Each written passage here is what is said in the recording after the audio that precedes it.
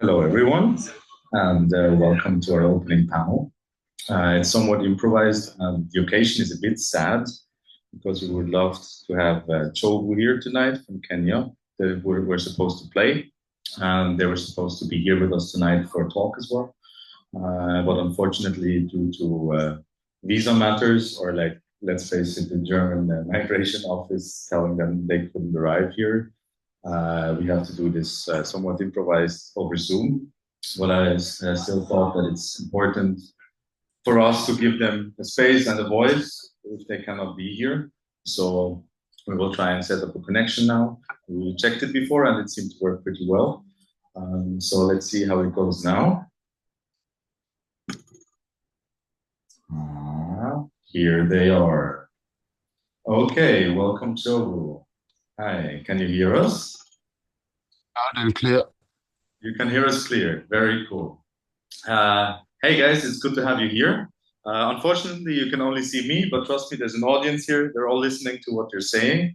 I'm not going to turn the laptop right now because it will rip all the cables, but they will be listening to all your words, and I'm very happy to have you here. Also happy to be here. We Very would like to thank everyone for giving us the chance to even at least listen to us. Human kindness is very rare, and Chovu appreciates it. Thank you very much. Could you give us a second and like introduce yourself and the band? Like, how long are you here already? Like, how long are you doing music? Who are the members? Yeah, just give us a quick rundown. Introductions. Exactly. Yeah. Okay. On my left, our bassist, Als Komora. Uh, he's the one who comes from the village we are at now. We are at his birthplace. Next to him is Brian Saibore Bundi from Mount Kenya region. Also, next to him is Larry Kimati, our drummer from the same region, and Lawrence Mushemi, our rhythm guitarist, and Preston, the vocalist. And so about Chovu, you guys, I've seen you. You've been around for a couple of years now. Can you let us know a bit like how it all started and like when the band was formed and like with what intention? We are 6 year old now, the band. Uh, the provocation of black metal is what inspired us to stay this long. The hardships you have to go through because it's still a colonization system happening here. So a lot of discrimination on sound, on visual art, and how we express ourselves, particularly the topics we picked up from, which is African mysticism, voodoo, by word of mouth. So it clearly was a drive. The drive to Chovu has not been positive from the start. It's we pick up from the hate, from the discrimination, and it inspires us to make our art even stronger for us internally and for the target audience, which is Africans who have lost their way and have been afraid to express their ancestral blessings and their pathways. So you already dipped into the origins of it all. Maybe let's go to like what was your first contact then with black metal, or like how did it impact you? Like I imagine it's not as easily accessible as I would imagine it being in Europe. To start with, most of our media is like there's a prefect around. They don't allow us to have access to everything. That's Kenya that I know of. So, like the news is tainted, the media, the entertainment industry. So, we all ended up in this genre, not out of pure luck. I wouldn't call it luck. I'd say it's fate because it's so weird to find something so aggressive, so extreme in a Christian consumed country that we live in. So it was a reflection of what we were taught when we were young with our grandmothers, the old generations that are dying, of like ogre stories, voodoo, and the kind of religions that the old in our society used to preach to us that seemed to be hidden underneath the covers. So black metal in its expression was trying to bring all this into the broad daylight because we couldn't understand how a group of people will come together and create such an aggressive noise and will be accepted. Because back then, this kind of music will cause you to be lynched or banned. Uh, Ideally, even our traditional witches here, like witch doctors and all that, at this point of life, they are not taken easily by people. So the expression of black metal was rebellion, and not rebellion in starting trouble. It was more of an open expression source, a reminder of that everything, as much as it's being stamped down by the system, it still holds life and inspiration. Can you like guide us a bit through the process of maybe first hearing, as you said, this kind of extreme music or extreme noise, and then deciding that this is something that you want to do on your own or off your own? Like, was this an immediate decision by like you heard it and you were like, I need to do this as well, or was this a process? It was mostly a process. To start with, from the band stories, the first contact of black metal was a tape that was in the trash can by a tourist. A tourist came to Kenya, and when he was leaving, there was a trash can with a tape that had, I think, a Mayhem song. I'm not sure. But then, ideally, there was this wave of rock music in Nairobi. That was the most rebellious music could get, alternative rock, those type of pop rock. But then, in between the music CDs, you'll find one extreme metal band that was put at the last beat of the mix because people wouldn't really get to the last song by then. So if you finished the metal CDs, you'll find that one song that was like repulsive, that had like a weird name, weird visuals. So I'd say it was not easily accessible. That's why in Kenya, we are the only black metal band. Most of the bands in Kenya do metalcore. So extreme bands, we have had like three so far. So that is to show that what you are pursuing has not yet still been accepted. It's still fearsome to locals here. And those who are into extreme music have not found that platform yet to express. So, yeah, black metal was impactful to our lives. It gave us identity. The atmosphere, the shaking noise, it was nothing like anyone who is considered to be cool in Kenya would tread that path. And they found this because most of us are misfits, and it's the normal talk of most metalheads that everyone is a misfit, but in being a misfit in a neo-colonial country is kind of different because how people deal with you is more physical, not just a hate of words. It's like I said, they actually, if they don't understand something, you can get lynched or banned.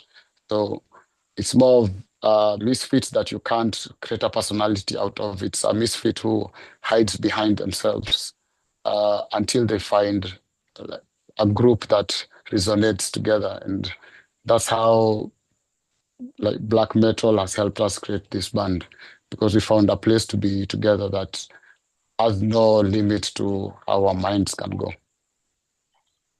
You were talking about how it was perceived or like how people still don't accept it. I remember once when we were already setting this up that you were arrested by the police for having long hair. And like I couldn't really understand it. Like for me, this was such a thing of the past.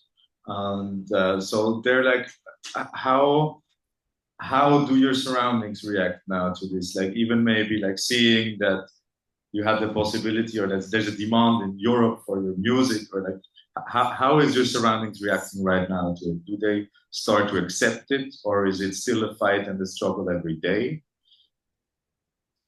So this goes back to why we chose the theme shamanic black metal because we wanted to date it back to our culture. And the long hair to start with is a symbol of freedom fighters. From Kenyan history, when you'll see that the Mau Mau freedom fighters kept long hair. And coincidentally, black metal heads had like long wavy hair. If it was for head banging or a symbol, to us, it's more it's relatable to our freedom fighters back then. We think of our black metal as not destructive, but just rejected. So the police have a big problem with this. They don't perceive black metal as the sin because they have no freaking idea what it is yet. They can't comprehend an idea of black metal. So when they target us uh, under the thought that we might be criminals or anti-government militia, because that was the origin of locked hair in Kenya that's remembered by the corporates. Not really what locked hair symbolizes, but that's what the corporate world of Kenya symbolizes locked hair with. So having long hair has been one factor that has gotten us arrested before. And besides that, someone with a weird t-shirt that a police would find offensive. You have no problem, you have not broken any law, but he doesn't understand what you have on. It's repulsive to them, so they just have to find a way to fix you in, to have an interaction. Then they realize you don't see it as a big deal having a different expression. And now they have to bag you in, thinking either you're a terrorist or you're not from the country. You have to produce documents because you're thinking different. So it's I'll just I'm sad for them because it's like a culture shock of being able to think for yourselves. So okay, most of the generation that is in power in Kenya now is from is post-colonial mindset, so they don't believe in the freedom of thought. They only go by the book. So Chovu being express like expression being literally provocative does not give us a high note to deal with officers. Most of the time, it's mistaken identity. When it's not, it's police trying to pin something on you because they just can't believe this existence can be open for your kind of people. That's to them. So it's sad, but this is not shedding a bad light on Kenya. Kenya is a really good place. It's only beliefs and what the biggest problem might be Christianity to start with. It has been taken not as a philosophy or like a sense of bettering people bettering themselves. It's a fear drive of what will be if you don't do this. So they use that mentality and it doesn't work on us. So we end up getting in trouble most of the time. Then let's go. You already talked about Christianity in Kenya, and I mean, black metal has a lot of history connected to Christianity, but also this like church burnings in Norway, the murders. Also, it's very much connected with racism, with fascism. You have a lot of very problematic topics within this genre from the beginning. Like, were you aware of that when you listen to the music, or like, how do you deal with that? Like, do you face a lot of rejection? Do you like, are you okay, like, or like not okay with this? But like, does it matter to you in any way? At the start, when we discovered black metal, knowing in the in between there was like church burnings, racism. Before we got to that information, we started listening to the music, and it's the flow that brought us into the genre. And then picture us as a child who just got a new toy. So after a while, you realize there's repercussions to it. If you put it on this side, it can hurt. If you play it with this side, it's so. I'd say Kenya is not so much exposed in some of these topics, but it does not mean that there is no arrogance in this side of things. Although in our side, most of the information comes from social media. Like I said, if you watch our news and you watch news from somewhere else, it's totally different. Like things that happen in the world are a glimpse and they are all sugar coated or not brought to light how it is. Most of the information you receive is when you say something wrong and someone has to correct you, and it gets you in trouble, or it's a time for you to learn. Uh, in the aspect of church burnings, it didn't really affect us negatively in that time because we saw how Christianity made our people, like in our sense, it was the reverse. Shrines were burnt, Our beliefs were torn apart. Our identity was lost. So in that part of church burnings, it didn't affect us negatively, but it's not something we have done ourselves because it's a whole different message. In our side, we want to protect our shrines from imperialists who wanted to get rid of our beliefs. Then in the part of murder, uh, we have seen a lot of articles on what have transpired till someone did this and that.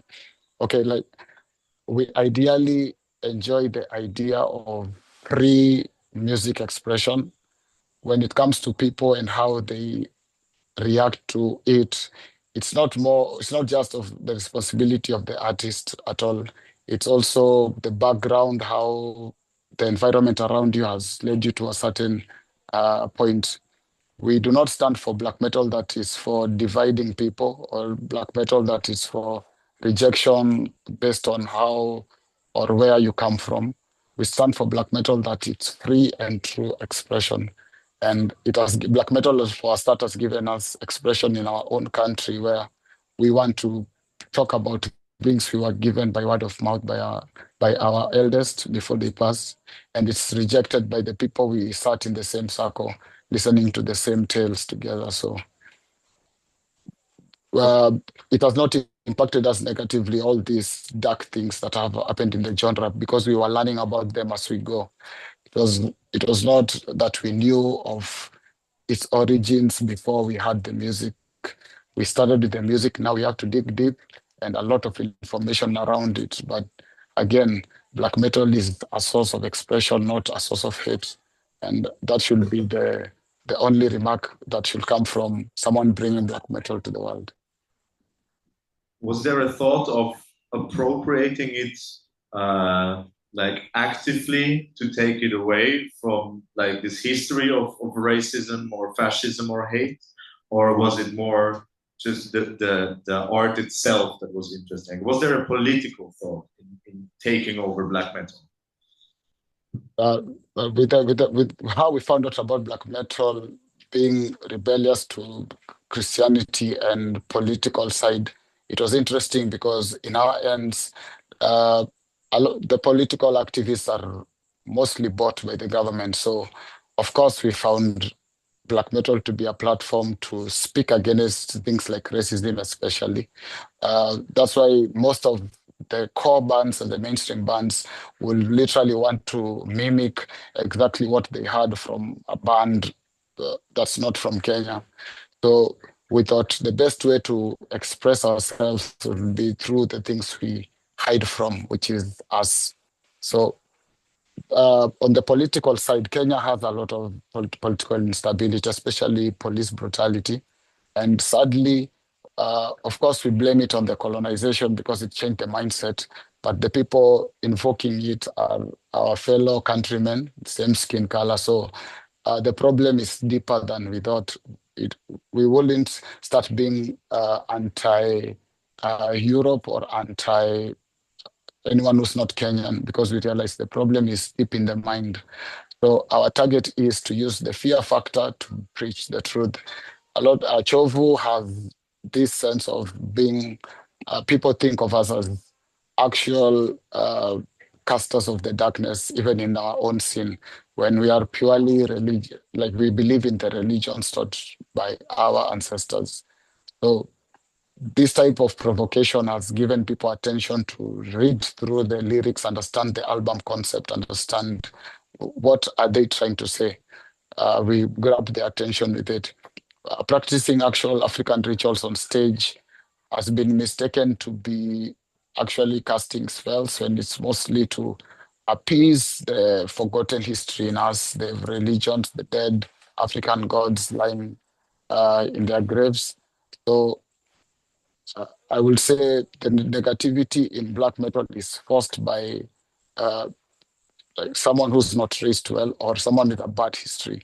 But we believe black metal is meant for uniting people and not looking at racism as a basis of making it more brutal. It's supposed to allow you to not only express yourself around people, and not also provoke people who have not cast a stone at you to begin with. So we are anti all these things that does not unite people together. You already talked about like including old religions, mysticism, stuff like this into your music. Can you give us an insight on these stories, or like I can imagine because a lot of metal or black metal is very storytelling. So what are the stories that you felt are working well with black metal? Like which kind of stories are you, or which kind of rituals are you performing or taking into your music? I will let our guitarist do a simple ancestral chant for us. Uh, then I'll answer the question too, because I'm going to mention a lot of information from our deepest culture, and I need permission from the ancestors for this part. So kindly give me a second.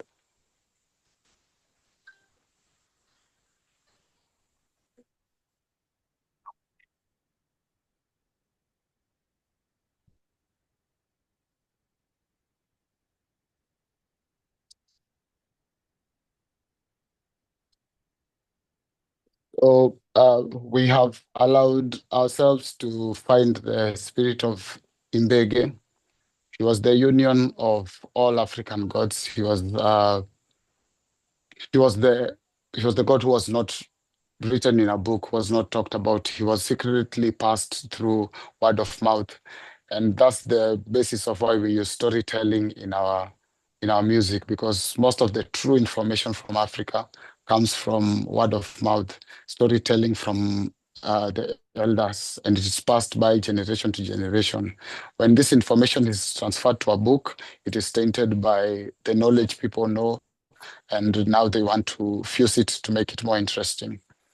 So what we use is every single, we have 42 tribes in Kenya, and everyone has an influence of Mbegi, the highest African. And he had an influence on every culture, and for every story you pick from every culture, there was an interaction with them. Our first album, What Sorcery Is This, is about Mwikali. Uh, Back then, it was the ladies had more opportunity to instill a curse because they were more connected to the spirits. And she actually cast a whole village, and the repercussions. At the end of the whole tale, she met Imbege and she ascended to the mountains.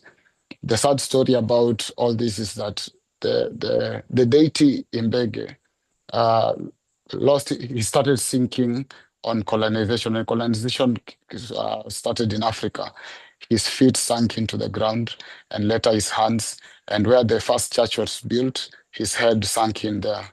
So the belief is when 10,000 African blood will identify the presence of Mbege, he will rise.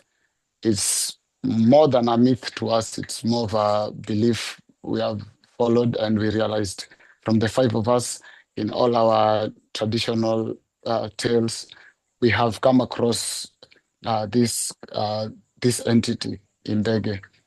And that's what makes Chovu different in how the band members appear together. It's not more of a test of what skills do you have in an instrument. It's based on uh, this certain religion that is being stamped down by the New World.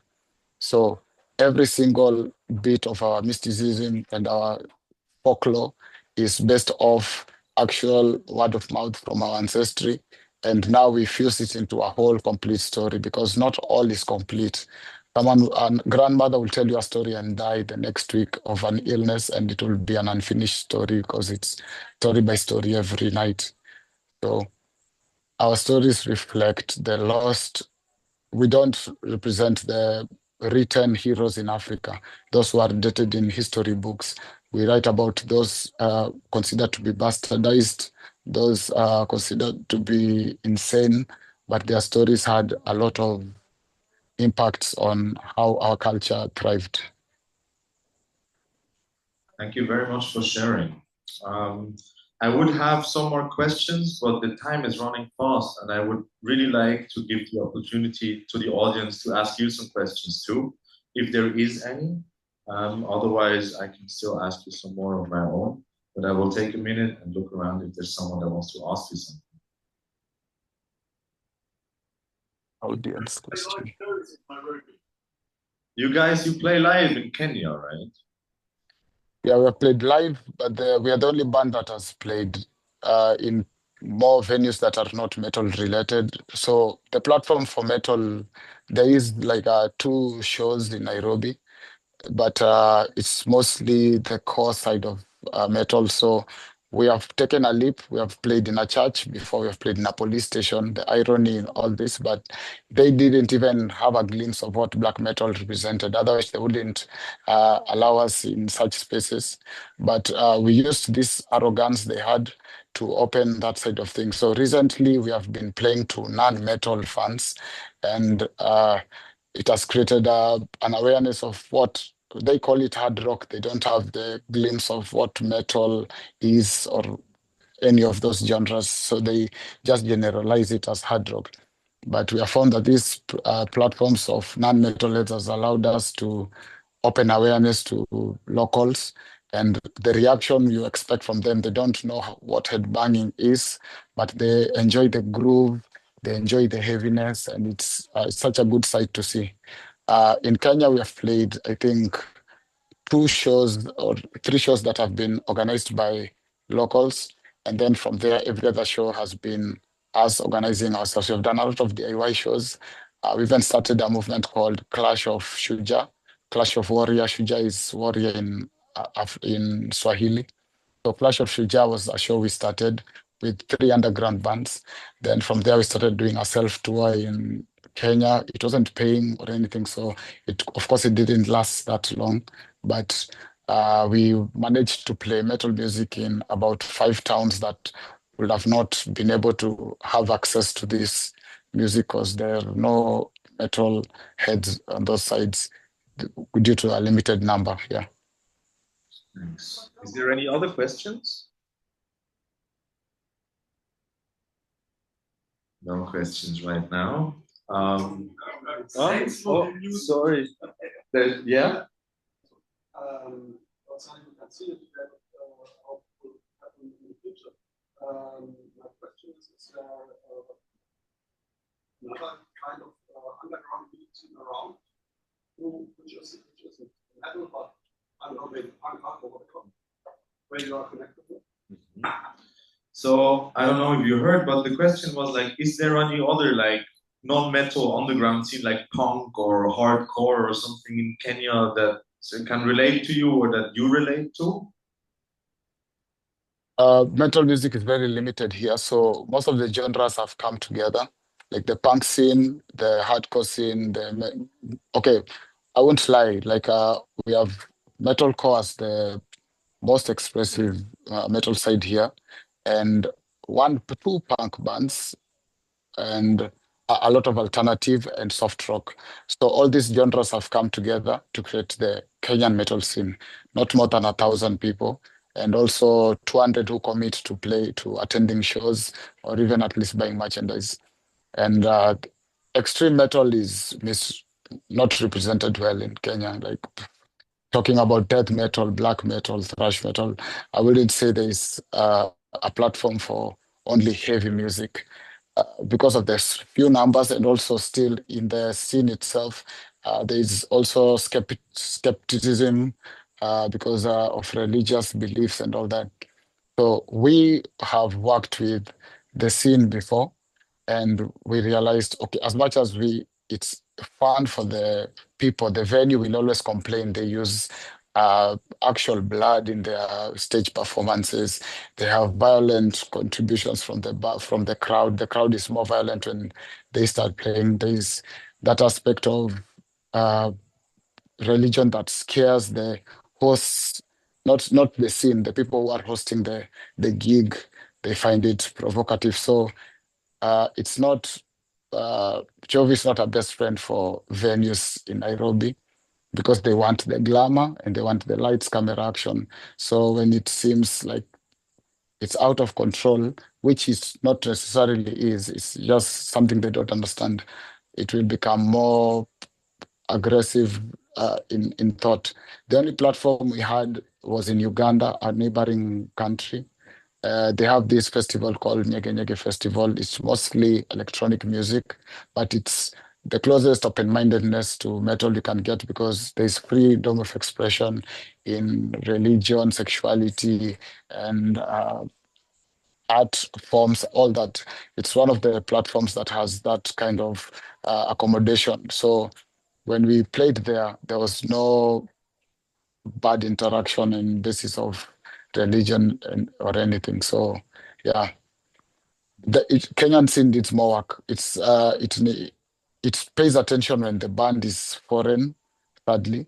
Like the local scene support, it cannot be compared to somewhere like Botswana because it will have more interaction if you bring a band that's foreign than when you have a really good band that's local. But they are still learning, and eventually local support will be achieved. I'm very much looking forward to come to Kenya next year to live through some of it myself. I just got the message that we have 10 minutes left, which I would like to use to advertise quickly that we made merchandise for you that people can buy tonight. That will at least try to cover some expenses we have in this whole endeavor. Also, I would like to quickly tell to everyone that we will not give up on the cause of bringing you here. Right now, we are talking with politicians in Germany mostly. Die Linke already started an intervention on this because they were like, it's not possible that artists cannot travel here and play shows. We're currently also in contact with various culture entities or like Kulturvereinen to try and make it happen eventually, hopefully next year, to have them here and to strengthen these bonds and to strengthen the exchange. We are going down next spring to try and also talk to the local authorities and see what we can achieve by this. Yeah, and I think I would like to end this whole thing with maybe an outlook on like what you could like need from us or like how we could help and push you in Kenya ourselves. Like I know you have a Bandcamp account. I know we talked about this before that you would very much love to like print your own merchandise down there with like a silk screen press or something. So like what are things that could push you and the scene in Kenya down there that we could maybe help you? To start with, the one you mentioned, merchandise. Production of merchandise is hard because most of the artwork is provocative. So we try to print T-shirts of our song, Wekazina. It had like this little demon-looking figure, and the printing company said no, literally. We tried to play a show. We tried to rehearse at a studio for a show, and the studio had our sound and said, "This is not what we stand for." So uh, this will not just be supporting Chovu, it will allow most underground bands to have this uh, expression field. So t-shirt printing, merchandising is something very important. For the small crowd that keeps growing, they need to remember how good a show was. They need to know there's this band in Kenya. So merchandising, we have instruments, music instruments ourselves. When we sadly when our visa sadly got rejected, we all came from different villages to go to the city. And we found the news the day before the flight. And when they said the visa has been rejected, we had to leave our instruments behind ourselves. We had to leave because the cost of moving it from place to place. So this also shows that availability of instruments is not so much easy. So in terms of things like pedals, proper guitars, and all that, like advice on how to do things DIY, or how to do this when you are lacking this. These are some of the things very important. Sadly, Visa for artists is very difficult, especially when it involves agencies in between. So places like Germany, Belgium, and I think France that use TLS. The problem might not necessarily just be the embassy, also the agencies in between. Like when we applied, there was no artist visa in the options. We only had like a work visa, so they considered us under work visa. So in cases like this, it will be easier to use countries like Norway, Switzerland, and other parts that are not using agencies when you are booking a band, because these agencies totally mess up the entire process. They don't care about it. So uplifting the scene will be merchandising, music instruments, and a proper travel platform other than these agencies. Yeah. Unless there's anything else for how they can better things in the scene. I think basically that will be a start. From there, passion is what drives us. So we have been working DIY with everything we have. So yeah, these are the okay, and also supporting the album releases. Kenya is not a good place to sell metal albums. Most of our albums are sold in South Africa, Botswana, and outside Africa. Because that's where there's more like radio play, there's more advertisement of things. So, yeah, whatever comes from Africa should be cherished because it's some of this is lost in between. I've seen bands crash and burn because they recorded a really good album and they expected it to be a life-changing point of their band, and they watched it crashed because they didn't get enough radio play, they didn't sell anything, they didn't even have appreciation. So uh, passion can be built by support also in what we release. Uh, that's basically it. Thank you very much. So yeah, you heard it. From my experience, Chovu, they're very responsive on social media. They're very engaged. So if you have opportunities or possibilities to like push the scene, I don't know, if you have an opportunity, you know someone that travels through Kenya and could take some like print screen press or something, get in touch with them. I think it would really be helpful for the whole scene down there. And yeah, I guess you would really appreciate. And besides that, you're always good for a talk. I really appreciated talking with you tonight. And I really hope that we will get together soon again and make this happen eventually. With this, I would like to close for tonight because our time is running short. And we will have a lot of concerts tonight as well. Sadly, not yours, but next year for sure. Thank you very much, Chovu. Thank you very much for listening.